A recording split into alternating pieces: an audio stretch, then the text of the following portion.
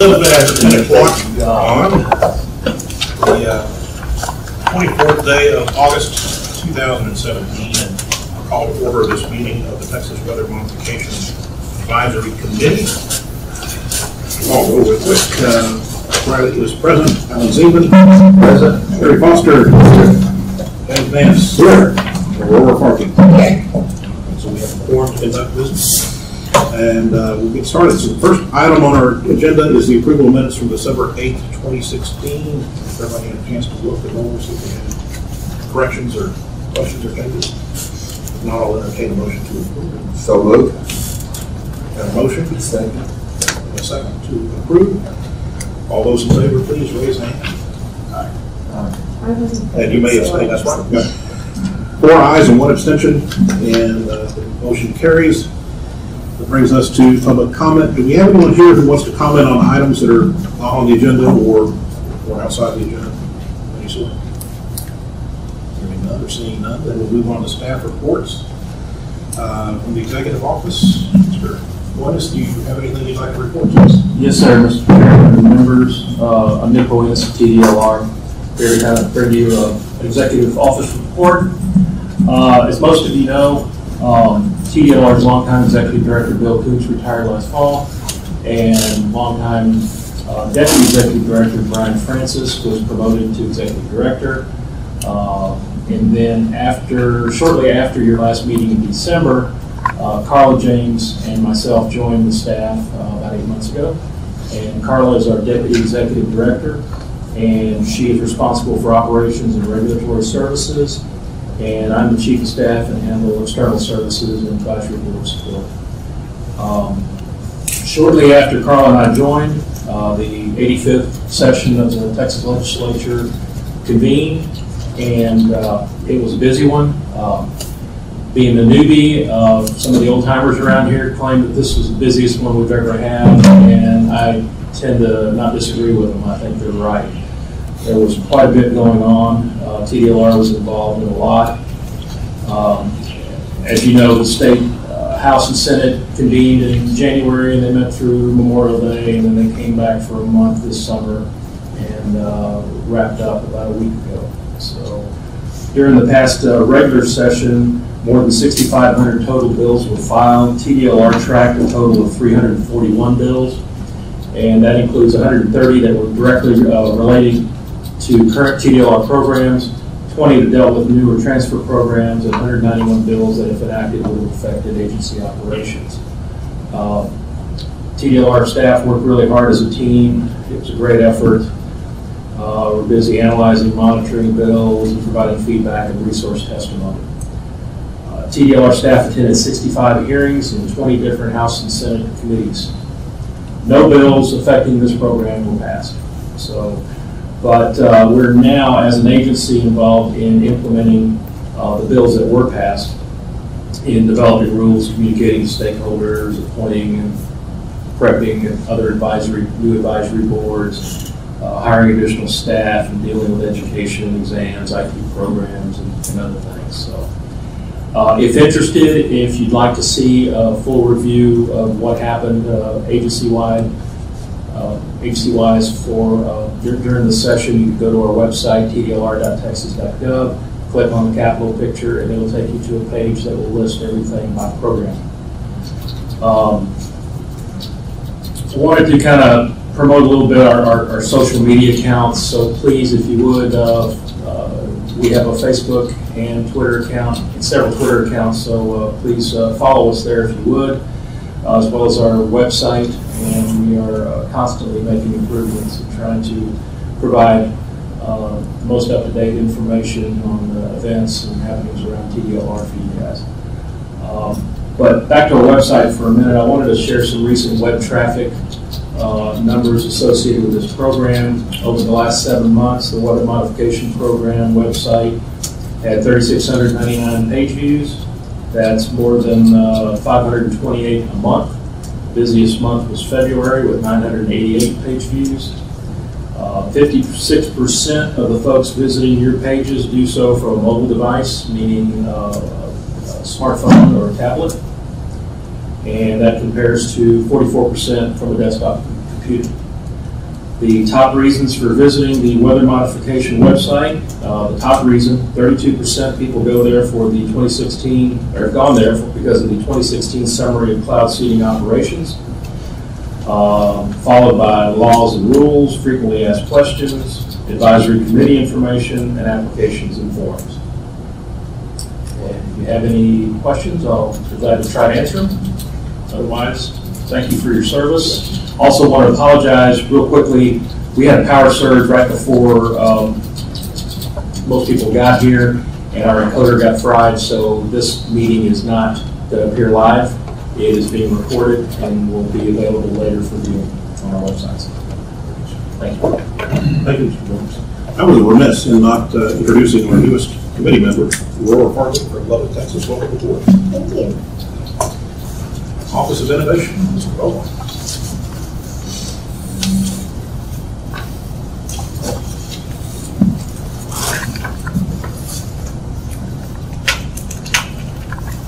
Good morning, Mr. Chairman, members of the committee. I'm George Bomar, Program Specialist for the Texas Department of Licensing and Regulation.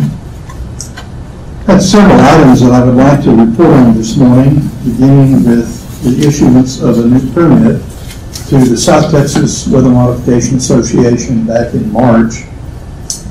You may recall at the last meeting, the association requested in its permit renewal application that a suspension criteria be modified, and the committee, having reviewed that material, recommended that that be included in the new permit, and in fact it was. The permit was issued on the 2nd of March, took effect on the 6th day of March, which ensured some continuity. The previous permit had expired on March 5th. This is a 4-year permit for the South Texas Association, be valid until March 5th of 2021. And just to refresh your memory, with the suspension criteria that we modified, it states that any severe thunderstorm warning issued for Bexar County will result in suspension of seeding on that particular warned cell until the warning has expired. And with any severe thunderstorm warning issued for all counties within the target area other than Bexar County, seeding operations may continue for a maximum of 20 minutes. And then after no more than 20 minutes from the time thunderstorm warning was issued, seeding operations on the storm with the warning will be suspended. All of the other conditions in the permit remain the same as the previous permit that did expire in March. I've also included as a handout some information about total acreage within Texas that is receiving cloud seeding services in the seeding season of 2017. There are 6 projects. There is also a map that is available to you there electronically, which delineates the target areas for the various projects, the base of operations for each project, and the total acreage.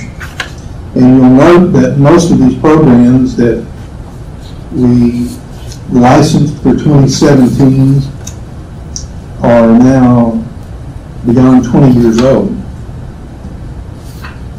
The newest one is the Seeding Operations and Atmospheric Research Program based out of Stanford. That's in its 3rd year.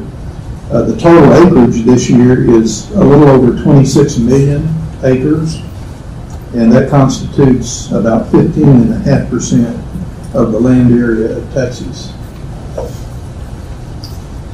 And also for our planning purposes, I provided a list of existing permits and when they are due to expire. There are a number of permits that will be expiring in the next 12 months. The permit issued to the Trans-Pecos Weather Modification Association, which is based in Barstow, near Pecos, will expire in October. There are 2 permits for projects that no longer exist. They're due to expire in February, and I don't anticipate any renewal. But we will have other permits that will expire in March and early April. So we want to keep that in mind when we get down at the end of the agenda and make plans for our next meeting. I did just want to summarize for you the permits that are in existence, as well as the licenses issued to 7 entities. Those licenses will need to be renewed for fiscal year 2018, and we have applications before the committee today for recommendation on renewing those licenses for the new fiscal year. And one of the pieces of information that I've included is a rather detailed step-by-step description of how we at TDLR process weather modification licenses and permits. And we recently had an external audit done of the weather modification program here at TDLR, and one of the pieces of information they requested to see was this step-by-step description of what we do when we receive an application for either a license or a permit, or for a license renewal or permit renewal, or an amendment to a license or a license amendment. And so this document is intended to answer any and hopefully all questions as they relate to what it is we do and the sequence within which we process these applications, either for new licenses and permits or for renewals of existing ones. Don't know that I've ever shared this information with you before, but it's there for your perusal if you wish. Lots of detail too. It is.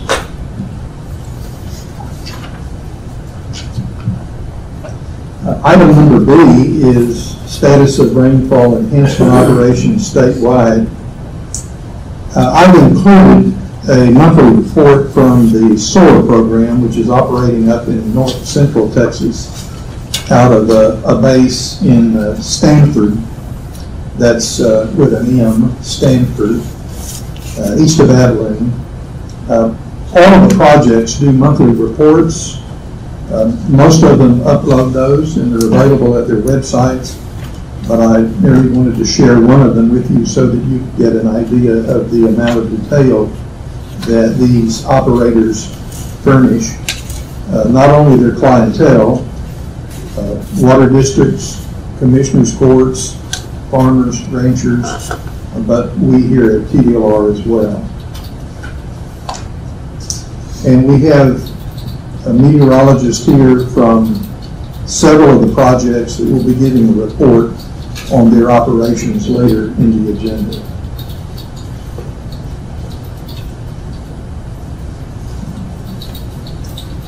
Item C, exemption to the USDA TAES for experimental cloud seeding in Texas during the summer of 2017. That agenda item should be USDA-ARS, the Agricultural Research Service. I received an inquiry from Clint Hoffman, who is here with us today, from the USDA-ARS early in the year.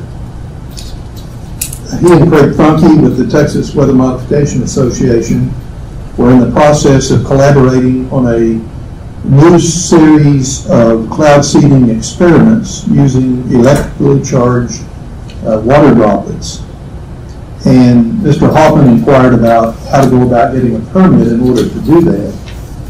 Since this is a governmental entity, the U.S. Department of Agriculture, I discussed with him the viability of seeking an exemption from a license and permit in order to do these experiments in South and West Texas during the summer of 2017. I subsequently discussed this with the chairman, and we were of the mind that they indeed do qualify for an exemption. And so this June 8 letter was issued to Mr. Hoffman and the ARS, giving them exemption status for the work that they did during the summer of 2017. And Mr. Hoffman and Mr. Martin and Jonathan Jennings are here to share with you those operations and what they have learned to date from them later as item number G on the agenda. Just wanted you to know that in all my years working in this program, I have never had a request for a program that warranted exemption status. We've done a lot of research over the years, but we've always been involved with that in terms of being a funding source, and so there was really no need to grant ourselves exemption status. But this is the first time that we've had research done that the money came from an outside source through the USDA, and they certainly complied with the requirements of our rules, that they furnish a detailed operations plan, a description of equipment and personnel to be involved in the operation, a description of the climate and any hazardous weather in the area where they would be operating, a description of the technique, and documentation attesting to the scientific credibility of their approach. And I did provide you with some of the materials that they supplied along with their request for an exemption. I received earlier today a final report on their research this summer, and there's a paper copy of that left with you. That will be discussed under item G. One other thing to report under staff reports is the publication of ASCE 42-17. The ASCE is the American Society of Civil Engineers. The ASCE maintains quite a library of documents or manuals that are called standard practices in disciplines all over the field of engineering. And there is a section where there are standard practice documents for weather modification. There is one for rain enhancement, there is one for hail suppression, and there is one for supercooled fog dispersal. So anyone wanting to know how would I go about building a weather modification program to either enhance rain, suppress hail, or disperse fog, what would I need to consider? And this document is designed to take them step by step through the process. It also furnishes the scientific basis behind each of the three methods of weather modification, the design of a project, the types of equipment that would be needed, the personnel that would need to be trained to carry out the operation, and how the sponsoring entity or the operator would go about evaluating the success or lack of success of a project. I've copied the table of contents for you for each of these documents. These are copyright protected, so I couldn't duplicate the entire report, but they can be purchased through ASCE, and I have a copy of each if you would care to take a look at it later today. But I just wanted to make you aware of the fact that these documents exist. And so if anyone should ever inquire about, is there something in writing that would help me to begin work on designing a project, how would I do it? These are excellent resources to tap for that purpose. George, is there anything in writing about hail cannons? We have suppression, in the hail suppression document. There is. In the newest standard practice document, there is a short section dealing with hail cannons. There was a team of folks that got together and we discussed how to handle that matter. Suffice it to say, we acknowledge that they exist. There is no scientific basis for the efficacy of hail cannons, and folks would be wise to talk with appropriate experts in the field before they invest in that sort of equipment. Sounds like sound advice. Thank you. And that's all I have under Office of Innovation. If you have questions, I'll be happy to take them. Questions? Thank you, Mr. Bowman. That brings us to item F, field meteorologist report on ongoing weather modification activities in 2017. Mr. Jennings comes up. Welcome, Mr. Jennings. Thank you. Good morning, Mr. Chairman, members of the committee. Again, I'm Jonathan Jennings, meteorologist with the West Texas Weather Modification Association. I'm going to represent several programs today, but first I'm going to give you a summary on the operations ongoing in San Angelo. To date, we're at 24 operational days, which is about 6 to 10 operational days below normal for this time of the year. The main reason for that is the very slow spring we had. We actually did not even fly in the month of April. All of our opportunities took place during the overnight hours. We had a lot of cold fronts that came through.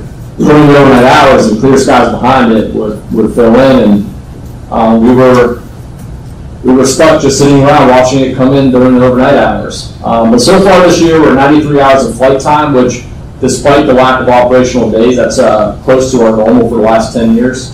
We fired 930 glaciogenic flares, as well as 42 hygroscopic flares. The glaciogenic flare usage is right around average, but the hygroscopic flare usage is a little below average. And really, that's because of how humid it's been. We haven't had the need to use as many hygroscopic flares as we've had in the past. So far this year, 2017 is a little bit drier than 2016. A lot of that is due to the very dry spring we had during the months of March, April, and May.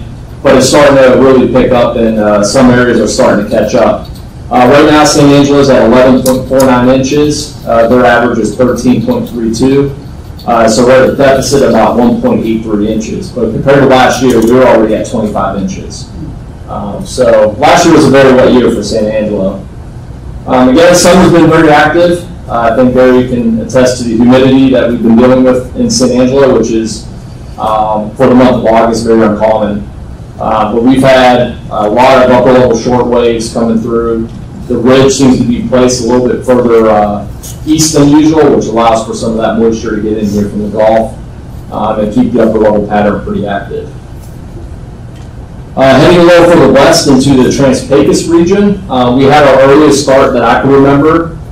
We had a pilot there in May. We started operating in May. We had 7 operational days through the month of June. Things were rolling really good, and then we had some aircraft issues. So we haven't had a chance to fly since late June. But the aircraft is operational right now. Pilot's back in Pecos, and we're ready to get going. So far, we've flown 20.4 flight hours out there, which is pretty good considering just the 7 operational days. We fired 210 glaciogenic flares, which again is very good considering the operational days. It's been much more active. We've hit a home run with the pilot. He's been very good. So things have been running very smoothly with operations out there. Typical far west Texas pattern out there. We've had a lot of higher terrain thunderstorms develop and move over the adjacent plains. But lately, with the aircraft being down, we have missed some opportunities, which is unfortunate. We hope for a very active rest of the season. It looks like the end of August is going to continue to be active into September. But it appears that the season is going to end on October 1st as for those funding issues. So we'll wrap up at the end of September, but so far, Trans-Pecos program has gone pretty good considering the things we've been dealt with. But I think the folks out there are still very serious and still in the game of weather law. They're having a great year, I think, and we've seen a lot of commitment out of them. Moving on to the South Texas program, which is out of Pleasanton. They've had 32 operational days with 162 hours of flight time. They fired over 1,959 glaciogenic flares and 148 hygroscopic flares. Both those numbers are well above average. They've been drier than 2016, again, mainly due to the dry winter and spring months. They're about 2 to 6 inches below normal across their target area, but things have been picking up down there. And a lot of that's going to change here in the next couple of days. The sea breeze, Kendall told me the sea breeze has not been too active, which is something they rely on during the spring months, and they just didn't have much of that this year. As far as the operational programs, that's all I have. I'm available to take any questions if you guys have any. What was the problem with the airplanes, Jonathan? For the Transpicus program, they blew the exhaust off. Yeah, so they had to send that in, get it, rebuilt, sent back in, and that's a process, about a 2-3 week process. So it's something that happens, especially to these Comanches. Yeah. It's old. That's right. That too. Thank you, sir. Mr. Funk, do you have anything you want to add, or you covered it all? Yes. Well, then that brings us then to the next item, G, presentation of summer experience to assess the efficacy of seeding effective platform. George Dunbar gave you guys the final report, if I'm not mistaken. The final report, if you go through it, it pretty much just gives you each operational day's summary of seeding, gives you some of the thermodynamic indices that we've dealt with, and a little bit of a description of how the research went on for the day. Also included are the flight times, the locations of where we did the cloud seeding, as well as which county. And at the end of the document, you can see the flight reports, so you can see exactly how long we were up. We had a chase airplane each day. We had one of the weather mod airplanes go up and just radio relay, because some of these operations were much further than our ground-based radios can handle. So we put a pilot in between the research aircraft and the radar, and we were able to relay information that way, and it expanded our target area a little bit more, being able to do that. Also included in the end are some precipitation images as well as some flight data, so you can see exactly where we were and how the seeded clouds produced how much rain. And then there's a quick analysis from Dr. Recieve showing the increases, which I'll get into here in a little bit. But overall, with the USDA, we had 4 operational days. All took place in June. We flew just the research aircraft 10.5 flight hours. During those operations, we used 1,400 gallons of San Angelo tap water. And the results were actually very promising. So we were utilizing this technique just like as if we had flares. So we were going to the cloud base, finding inflow, but instead of firing flares, the pilot was pushing the button and it was releasing a spray. And as the spray was coming out, it was being charged with the electrostatic system that the USDA has. And that charge was there to enhance the collision and coalescence process of the warm cloud layer of the precipitating cloud. And we were trying to get these larger particles to develop within the cloud and precipitate more rain. In the process of doing that, Dr. Recieve did an ongoing analysis, and we had 13 total cases of seeded clouds. The seeded clouds produced an increase in lifetime of 52% versus the control clouds, an increase of area of 63%, an increase of precipitation flux of 135%, and then an increase of precipitation mass of 347%. So obviously we made a large impact, but what's interesting is he took these numbers and compared them to the last 5 years of dual seeding, so the glaciogenic and hygroscopic seeding that we've done in the past, and these numbers actually outperform those. So in the end, we were able to produce, I believe I have the number here. Yeah, the analysis suggests that approximately 1,379 acre-feet was produced for each cloud we seeded. With the current technique being used operationally, the dual seeding, that's about 700 acre-feet per cloud. So we're seeing about double the output from seeded clouds with this technique. Of course, we only have 13 clouds, so we need a much larger sample size to push this further operationally. But we do have plans to continue the research, perhaps this winter into next summer. The great thing about this technique is it's not just convective clouds. we can see from the top on stratiform clouds like we're seeing this morning, and we can spray on top of the clouds, and the water droplets fall through, the charged water droplets fall through and interact with the droplets in the cloud as they fall through the cloud. So there's a chance that this could be used not just as a supplement to flare seeding, but we could also open it up to wintertime seeding, and we might even open up the doors to seeding some clouds that perhaps we would have seeded with the flare technology we have right now. It's a lot less expensive too, isn't it? Yeah, if you look at it as an operational standpoint, just the operations, it's much less expensive. Now, the aircraft we're using is an air tractor, which does require a lot more fuel. It burns a lot more fuel. You have to have, pilots certified to fly that. But of course, you're throwing out tap water instead of flares. Yeah. 400 gallons of tap water, which is the max the aircraft would use, is a couple bucks. Where one flare is $40. So yeah, it's definitely cheaper, but the upfront cost purchasing $1 million air tractor is the issue. Okay. But it could be worth it if we're producing double the amount of water. Yeah. Certainly be worth it. Jonathan, I suppose you could use it on a heater or something like that. We've discussed a lot of different options on aircraft. To cheapen it up for them.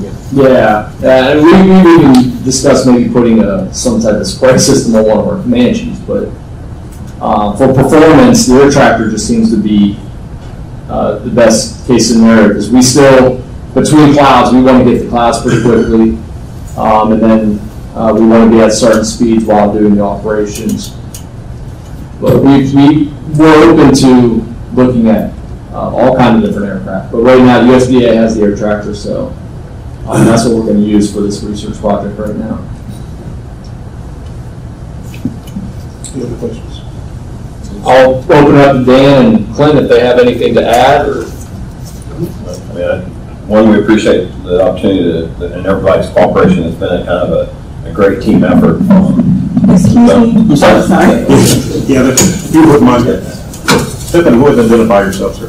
Clint Hoffman with USDA ARS out of College Station, Texas, and just wanted to add that this has really been a team effort, and so starting with George and Craig and Jonathan, it's been a great opportunity to kind of pursue this kind of idea that we had over the last couple of years, and to be able to put it into place has been great, and we're pleased with the theory followed up with some of the results. So we've got some contingencies to make a few improvements down the road as we start seeing the data. Very good. Looks very promising. Yeah, it does. I got this. How do you get an electrostatic charge on the water coming out? So this technology's been around for about 20 years in the ag field. So we use it in cotton, corn, that type of thing. Basically, the spray it comes out through a conventional nozzle, and then we've got a system that basically puts an electric field close, or a ring around. It's a metal ring, and we put a high voltage on that. And then as the spray comes out, it picks up the charge, and so It's slightly salted, isn't it? No, not this. The theory says originally we've done work in some other wind tunnels and some climate work where we put other materials in there, and we expect that to be even better, but we wanted to start with water first and then get some data, and then we can put some different types of salts in the spray, and that enhances the chargeability. So we expect that to be better, but we're trying to get a base first, and that's part of the research process.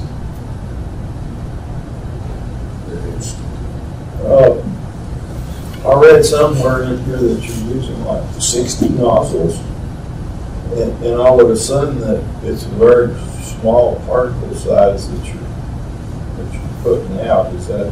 That is correct. When we did all the development work in wind tunnels where we do droplet sizing work and all that kind of stuff. So one of the things talking with RG, was the number of particles. So we were trying to get the same number of particles that a flare would release.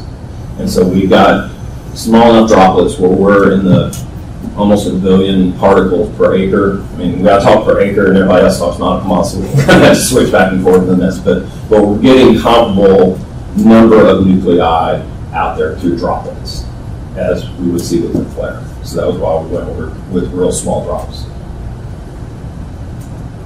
Well, I'll offer to you, if you want some real salty water next year. A little bit to get rid of. I can handle that.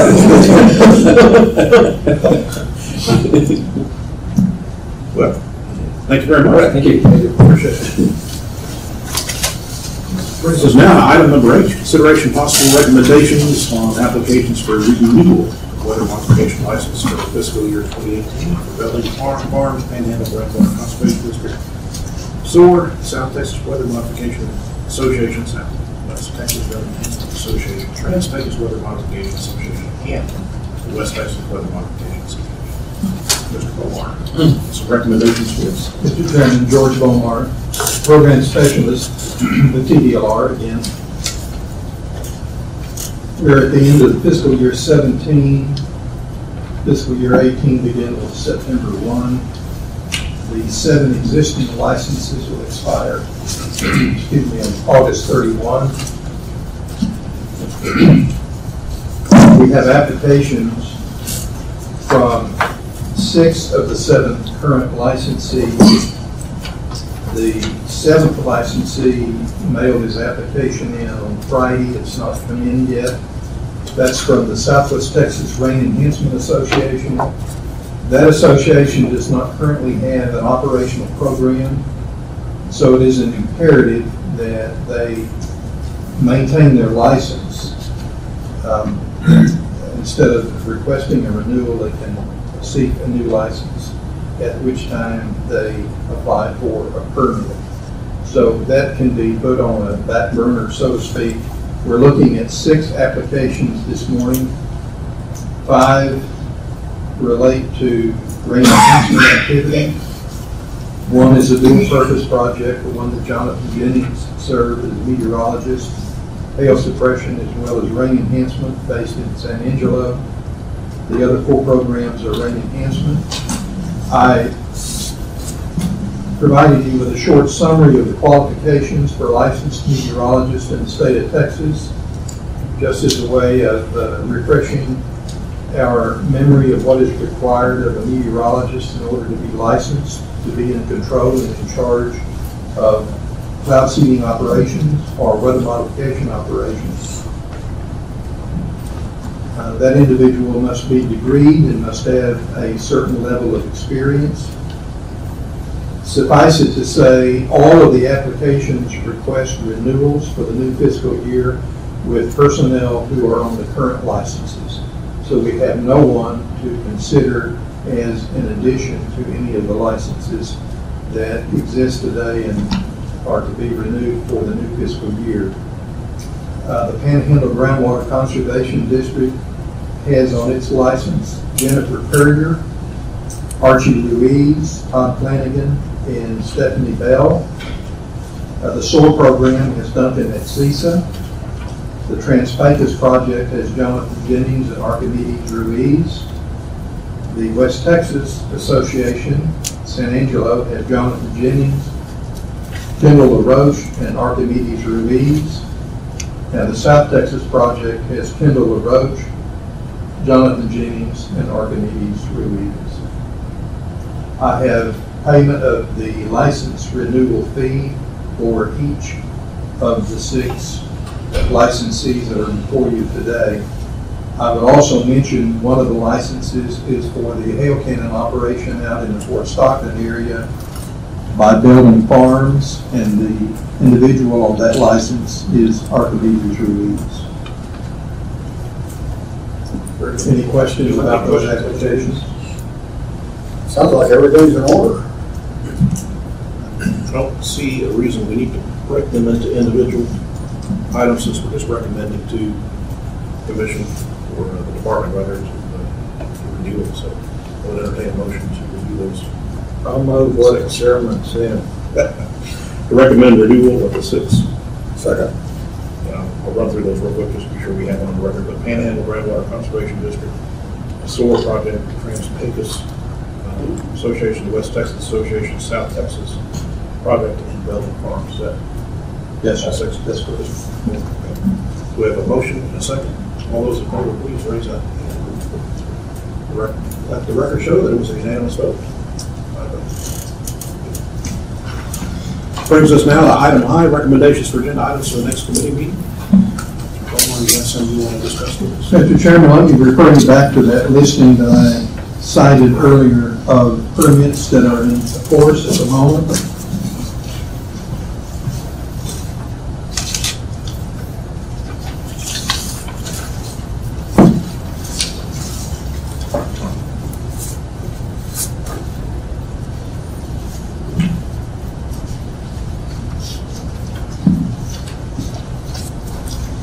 One permit that's due to expire in October is that of the Trans-Pecos Weather Modification Association based in Barstow. As Jonathan Jennings told us earlier, that program will suspend operations on or about October 1, and always in the past they have not resumed operations until March or April of the following spring season. Even though their permit expires on October 24, we could entertain an application from them as late as early 2018. I don't have an application from them at this time. They've not begun the notice of intent publication. The two permits that are due to expire in February will not be renewed.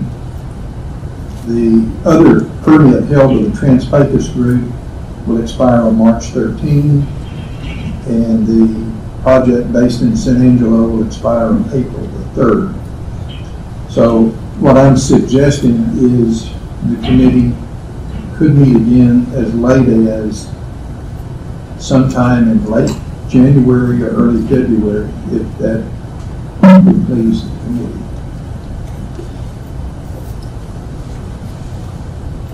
For that, does anyone have any items we want to recommend for next week?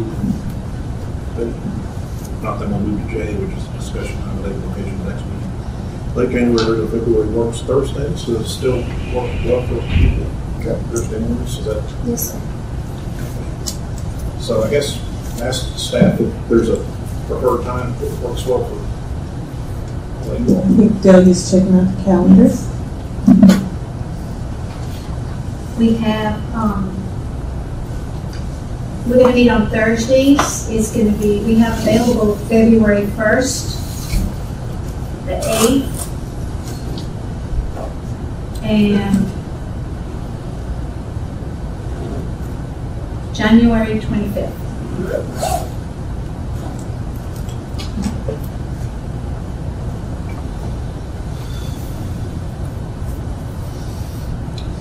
Block out any of those days. I don't have a problem with any of those. February 1st or 8th would be Yeah, better better in for me. February. Suggest February 1st is going and trying to ensure that everything to do this that works very well. Just need a motion on that, but I guess by unanimous consent, we don't think the 1st of February, barring something coming up with the division department. Just move it for some reason. And at 10 a.m.? Yes, ma'am. Mr. Chairman, we may well have a resumption of experimental seeding with the charged particles by that meeting date in February, so we could add to the agenda an update on the progress of that research.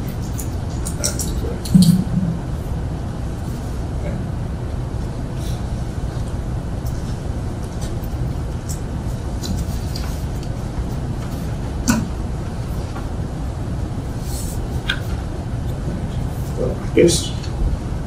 With that, we have no further business before us, so we are adjourned. Thank you all very much.